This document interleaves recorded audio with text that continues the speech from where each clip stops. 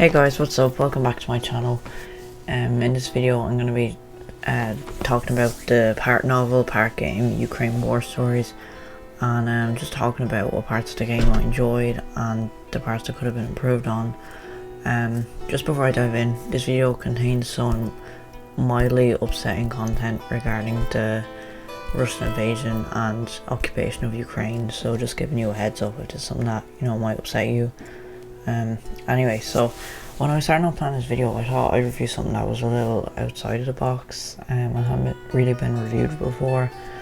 And a few days ago I came across this free game on Steam called Ukraine War Stories, and I wasn't really sure what to make of it at first, to be honest. I thought it was like one of them gag games like Fuck Hitler, but it's actually a real game created by a small Ukrainian team based in Kiev, and the point of it basically is to spread awareness of the invasion and the war going on there, and it actually has a very interesting but sad backstory to it. The game is not intended to make money for the developers, it's literally just to bring awareness about the Russian occupation of Ukraine and the widespread destruction it has caused. The developer wrote on the Steam info page, "One of our guys from our team was caught by the Russian invading forces in Bucha, where one of our stories takes place, and had to hide in a garage basement for a week with his family until they managed to evacuate. His house was plundered and looted by the Russians along with many other houses in the town. He told us his eyewitness accounts, which we used along with other public sources. A lot of our relatives or friends' lives were also affected. Fortunately, everyone on our team survived so far, but the war continues." So, as you can see, the game is still a work in progress, even though it is technically finished, and it continues to be worked on and updated as the war rages on. Myself, I just think it's amazing that they are possibly risking their lives just to bring us this game and show us the reality of the conflict and how it impacts the lives of the Ukrainian civilians, and that they're continuing to develop the game despite the difficult circumstances. And just before I dive in properly to the game, I just want to say I'm always open to any feedback or opinions you have. If you want to comment down below, or you can DM me on Instagram at IrishSponge if you want. I'm also going to include a link in the description to the game on the Steam store, which is totally free, by the way. There's no hidden costs or in-game purchases, and I'm also going to put some links for some GoFundMes to help out Ukrainians affected by the war, as well as another link explaining what exactly is happening in Ukraine right now in the description below. Essentially, the game itself is a point-and-click adventure game based on real eyewitness accounts during the early stages of the war. The novels are dramatizations of real events condensed into one story for the purposes of a game. The gameplay itself is text-based and accompanied by music and illustrations. The game's art comes from authentic war photographs taken in areas where the stories take place, and the game includes 3 interactive novels about some of the first towns that were hit during the invasion. In each story, you will play a civilian completely outmatched against the invading Russians, and your main goal is to keep yourself and your family and friends safe and escape with your lives. The game differs from that of traditional war games such as Call of Duty, which portrays fighting as exciting and rewarding and is always from the soldier's point of view, but instead in this game war is portrayed as hopeless, destructive and violent, and it's more from the civilian's point of view. Ukraine War Stories serves a number of purposes at once, but gaming is not the most important one. Reading the text, selecting occasional cues, making decisions and gathering the necessary items are the player's only really available options. One novel can be played in between 30 and 60 minutes, and each story can have several different endings depending on your choices, and it's set in 3 different locations: Hostomel, Bucha and Mariupol. I apologise if I pronounce any of them wrong. And yeah, the game is, it's like something you'd see at a museum more and than an actual game. It's more like an interactive reading session, and such a project is easy to imagine maybe at a library or a museum. And yeah, you could say it's more like an educational game, and it's intended more for an international audience and spread awareness about the war. And even if you're not really familiar with what's going on and geopolitics, it can kind of serve as a stepping stone to beginning to understand it, and like more, deeper subjects like genocide, transgressions of the Geneva Conventions, crimes against humanity, and yeah, the game, it doesn't really have any crazy story twists or fancy scripting.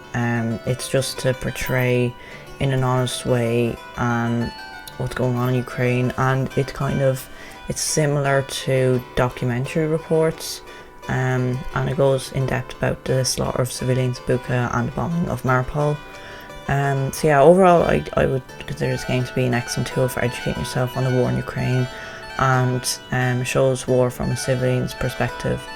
But from a strictly gaming point of view, it wouldn't be the most exciting game out there, especially if reading's not really your thing. Major spoilers ahead in this section, so skip ahead to this timestamp if you don't want to ruin the plot. The game includes 3 interactive novels about some of the first towns that were hit during the invasion: Hostomel, Bucha and Mariupol. In each story you play as a civilian who is trying to escape from the conflict to safety. The first novel, set in the town of Hostomel, tells the story of retired aviation engineer Alexei Borisov. He is not really equipped to handle the challenges of war and struggles to manage his survival resources and take care of his family's emotional needs. The second novel is set in Bucha, a town in the northwestern outskirts of Kiev, which fell to the Russians on March 5, 2022.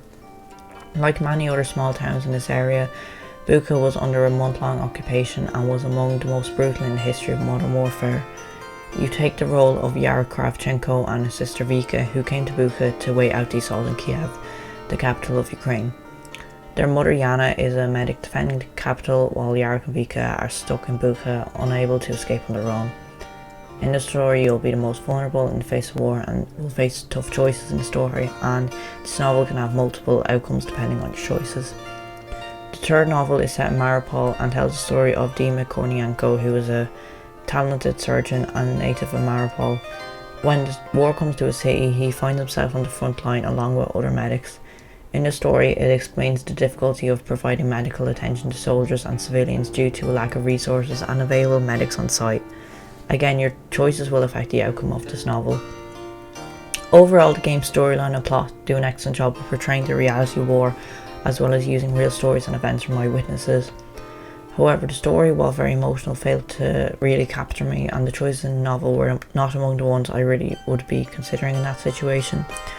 On the other hand, maybe I'm not the target audience, and I guess it's possible that if I would happen to be emotionally vested in the actual event, I might have been able to reach the connection with the story. Anyway, at least it is free to play if you want to try see for yourself.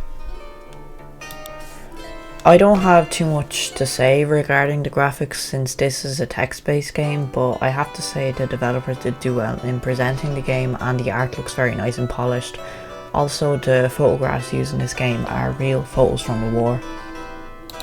The game was released free to play with no extra content or hidden costs, with the purpose of informing a Western audience about the war in Ukraine, so obviously it is very unlikely that there will be paid DLC coming out anytime soon, although the game is being regularly updated with some patches and extra content.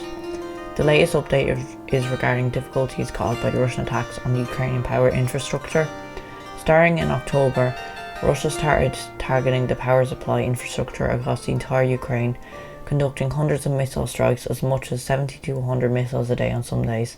This led to the deterioration of the power supply in Ukraine, which would not have been the case in Kiev during the first 7 months of the war.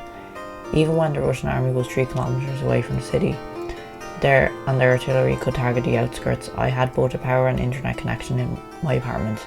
Now I often do not.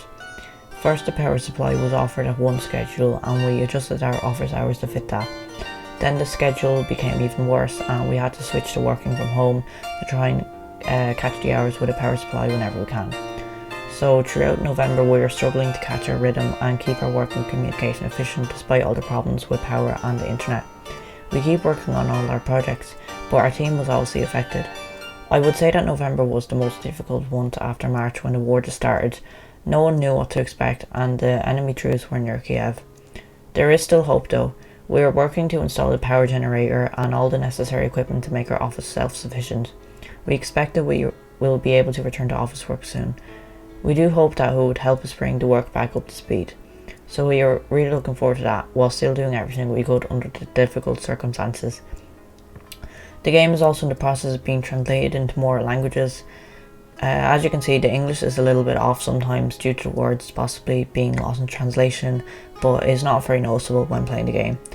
The developers regularly give updates on Steam about fixes to the game and the current state of the war in general, so as I said, it's still very much a work in progress. To conclude my review, I really enjoyed playing this game, and it was definitely an eye-opener as to what's going on in Ukraine, and from a civilian's point of view as well, which I thought was really interesting. The game doesn't glamorise war or violence, unlike Western war games such as Call of Duty and Medal of Honor, which is another thing that sets this game apart. And although Ukraine War Stories is more of an interactive novel than a proper game, it is definitely worth playing for educational value, if nothing more. So before I end this video, I just want to say thanks for listening. I hope you enjoyed the game review, and be sure to check out the other videos on my channel. If you have any tips or suggestions, just comment them down below.